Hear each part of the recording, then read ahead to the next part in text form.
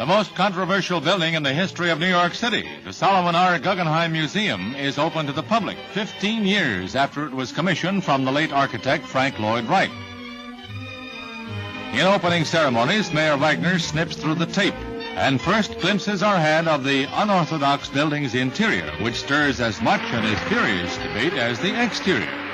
Inside, the museum consists essentially of a single continuous spiral ramp, whose design was the crux of battles with the city's construction code and helped delay completion. The slope is gradual, so the museum goer doesn't notice he is not standing on the horizontal, but the pictures standing out from the walls on special mountings are adjusted to the horizontal. So, in a literal sense, gallery goers and modern art here displayed are not strictly on the same plane.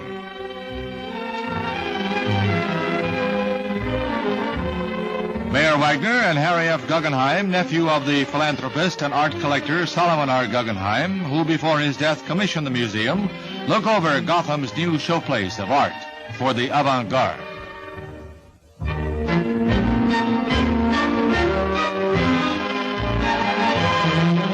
The museum's merits or defects remain to be judged in the perspective of time, but it is notable as the only building by Frank Lloyd Wright in New York City, and the last major creation of one of the great architects of our time.